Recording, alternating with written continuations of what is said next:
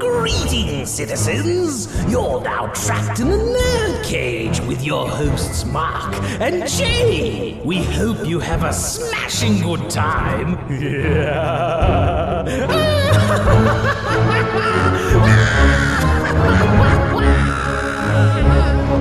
Last look back of the year. Hello and welcome. That's right, you're trapped in NerdCage Live. This ain't just a reaction show, but a debate show and a live discussion on everything that makes people like you and I tick. So thank you for joining us tonight. Please hit that like button and subscribe. I'm your co-host, Jay St. G, coming to you live from Syracuse, New York, and always with me, the warrior from Wakanda, the fiend from Louisville, my man, Marq Withers. What's shaking tonight?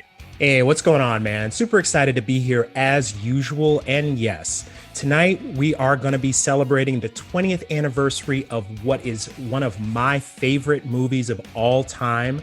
This is the one that actually put George Clooney on the map for me. And of course, I'm talking about the Coen Brothers classic, Oh Brother, Where Art Thou? Now, Jay, I know that you just recently watched this for the very first time and had never seen it before. I wanted to get your feedback and find out exactly how you felt about it. I just watched it like over an hour ago. On record, for everyone who hasn't seen it and wants to watch it, it is readily available on Amazon Prime. So yes, I watched it on Amazon Prime, and I went in knowing nothing about the movie other than who the cast was and who it was directed by. And you know what? I enjoyed it. To me, this was a road to redemption movie with a few laughs in between. And I enjoyed myself. I really did. Awesome. Now, for a lot of people that don't know, this movie was loosely based off of the Odyssey, which is like a classic poem by Homer. It's a couple thousand years old, I think. And the Coen Brothers, when they first came up with this idea, neither one of them had ever read the book. And they only kind of loosely understood the story. They understood who the principal characters were in that story.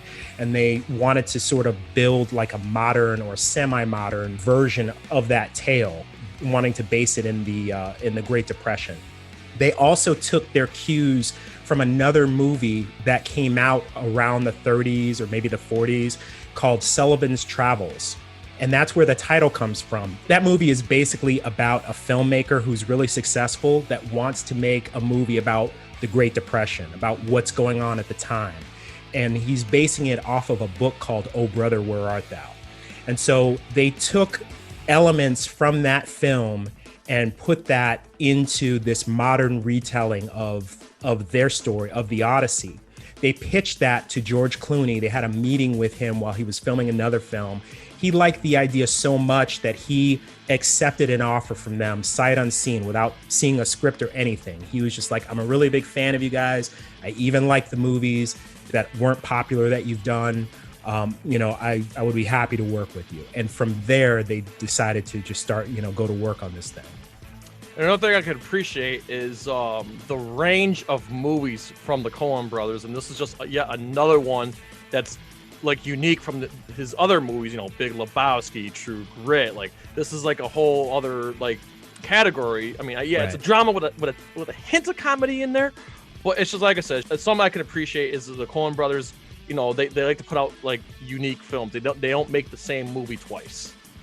Right, and I think that's the beauty of their style of storytelling. They have a way of kind of taking a theme, and even if that is not their original theme, putting their spin on it and making it sort of relatable and at the same time like a little bit otherworldly, like a little bit, there are elements that are like real tongue-in-cheek. There are other elements that are, that are really relatable that you can like actually see yourself in, see your own experiences in. And they're really good at that. They have a consistent talent where that's concerned. Yes. So, Marq, what makes this movie one of your favorites? Like, what about this movie that makes it like over the top for you? Well, when it first came out, it was one of these movies, and if I'm not mistaken, it is the very first movie to use digital color grading. So if you notice in that film, everything sort of has like a washed out look. It's more of a sepia tone. Mm-hmm. They did that to sort of bring like an old school feel to it, sort of, so that it would feel like an older movie. And movies before that didn't really do that. I mean, they had color grading techniques, but they were all like very labor intensive, very physical techniques, where this one actually used like digital technology to do that. And at the time, that was very impressive. I'm still kind of impressed by it. And like I was saying, in the beginning of this episode, I really had only a tangential knowledge of George Clooney's work. I knew he had been on a show called ER. He had done a movie about a year or two before that called Out of Sight. Basically, what I'm saying is that I really didn't have like a tremendous love for his work. And it wasn't until this movie that I saw that, hey, this guy has like really good acting chops. Like he's got a lot of skill.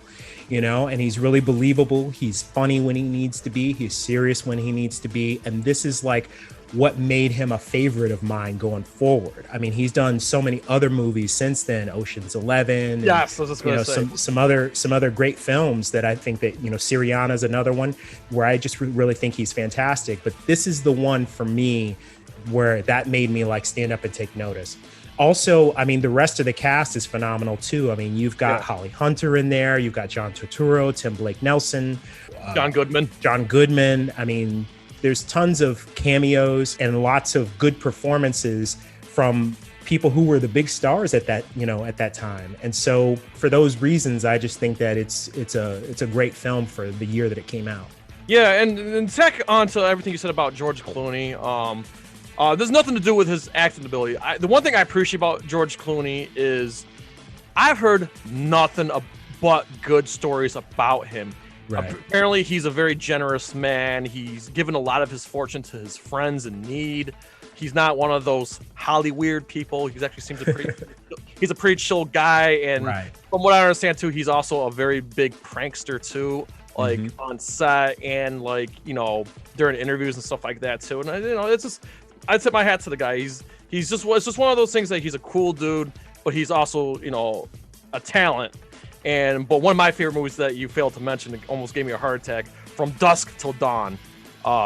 He was dynamite in that film. Let's talk about the sound mixing. Okay. I thought the sound mixing was brilliant. I'm going to take a few examples. For example, when they're first on the run, you can hear, if you listen close enough, you can hear the dogs barking, and they're like, hey, we got to move. We got to be on the run again. And on top of that, the singing throughout the movie, as the camera pans and you hear, all the gospel voices and everything like that. Like, I really appreciate the sound mixing in this movie as well. I don't think this movie got enough praise in that regard. Right. And I feel like, particularly the music plays a big part in the overall vibe of the story. You know what I mean? Like, it does have a strong narrative, but what really puts you in that time is the soundtrack. Like all those songs are traditional songs from the Depression era and a little bit before. When they talk about old-timey music, for example, like the scene where they go to the radio station or wherever that building was to record the record, the track that they did, Man of Constant Sorrow, is actually a real song that was written in 1913. So who sang it? That's what I want to know. There's no way that was George Clooney. Like who sang on that track there? I was not able to really track down who sang in that particular scene. I know that Travis Tritt has done a version of it. There's a couple of other people that have done that song and did versions of that song for the movie soundtrack, but I'm just not really sure which one of them did the part that George Clooney lip synced over. Yeah.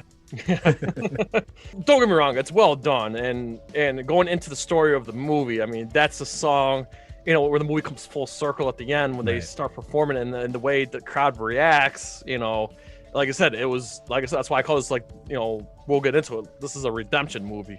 Right. When you watch the movie, when you hear the song, like when they start recording the song, you don't really think anything of it. You're thinking, okay, this is pretty cool. They're doing it for the money, whatever. But then when they sing it at the end and what the impact that it has, not just on the audience, but to what it does to that a-hole governor and everything else, everything, it all comes crashing down in a good way. Right. The moment they sing it, at that performance there at the very end, and it's just, and it put a smile on my face. I'm like, wow, I didn't see that coming. Right. I'm glad that you bring that up because in the scenes before that, they pick up the character Tommy Johnson, who is supposedly a composite of both the real life Tommy Johnson, who was a blues singer in the 1920s, and then of course Robert Johnson, who had historically been rumored to have sold his soul to the devil for his musical talent. But they pick him up and he tells them, yeah, like I sold my soul to the devil so I could learn how to play this guitar real good. And then it turns out that the song that they record is actually, instead of it, dooming their souls, it actually is what redeems them and actually like saves them from all the trouble that they're in. So I when I saw this for the first time, that was one of the things that kind of struck me, that juxtaposition between the idea of selling your soul and then actually getting it back through the thing that you used it for. So there's a scene there where they're at the pond there and they see that baptism going on by the preacher there. Right. And not George Clooney, but the other guy is just like, he runs over and goes, I want to be, reconciled. I want to be redeemed. Right. I want my sins and everything to be washed away and this and that. So he goes forward with the baptism and he's just like, brothers, come on, like this is our chance to redeem everything we've done wrong. This is our chance to redeem ourselves. Right. But the beauty of this movie is that there's no shortcut to redemption.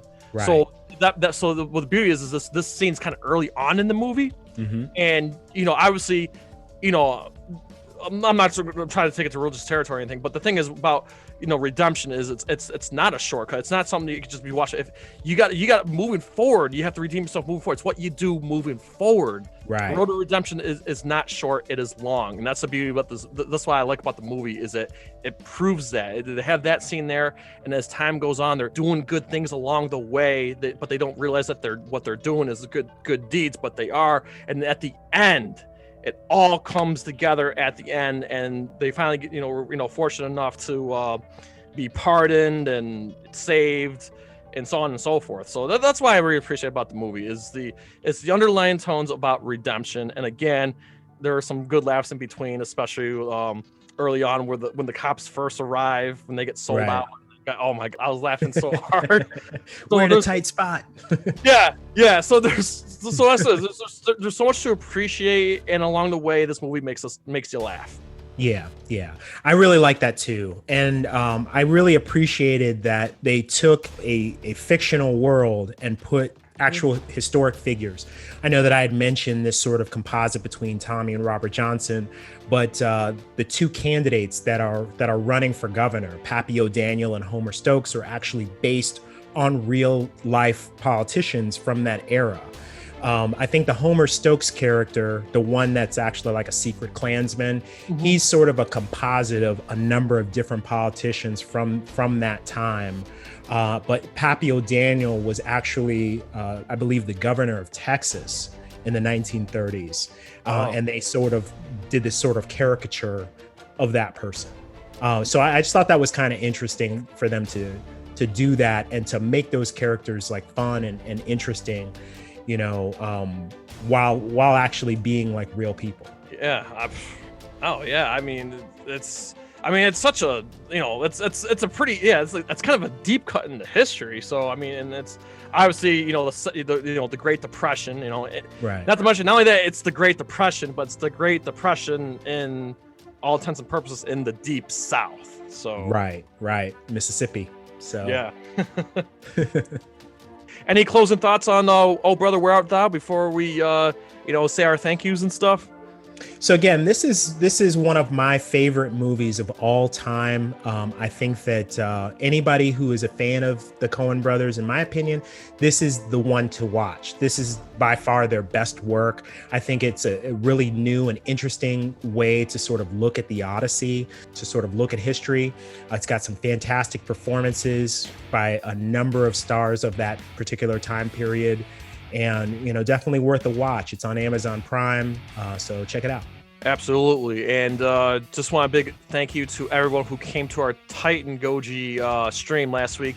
That was an absolute field day, and you guys were really in full, Christmas spirit for that one. And we definitely had fun with that debate. And we definitely look forward to having Titan Goji back on soon. And we definitely want to do some other work with them as well. And of course, at the time of this recording, we are getting ready for our very, very first watch party as the OG Scorpion, Sub-Zero, and Johnny Cage comes back to NerdCage Live, and we're going to watch the 2020 animated feature film, Mortal Kombat's Legend Scorpion's Revenge, which is easily one of my favorite movies of the year, especially in the animated department, and I really cannot wait to watch it with you, Mark. I can't really wait to hear what Master Pacina has to say on the film and stuff too, as we all hang out on Thursday, December 17th to watch this film. Yeah, this is going to be an exciting one for me, not only because, my Sifu, Daniel Pacina, is going to be with us, but this is going to be my very first watch party. I've never even watched a watch party on YouTube, so the idea of it actually is really intriguing to me. I'm excited to do it. It's a great movie to kind of get started with, and so I think that this Thursday is going to be a lot of fun. I can't wait.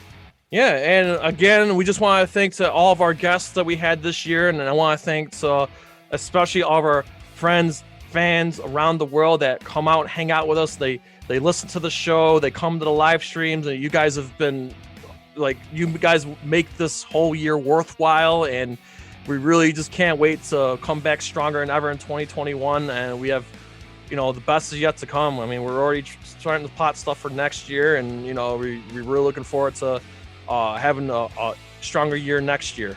Absolutely. Okay, so before we go, we ask you to pretty please like, comment, subscribe, ring that bell, spread that shit like so the USA, from Louisville to Syracuse, to all of our friends and fans around the world at NerdCage Live.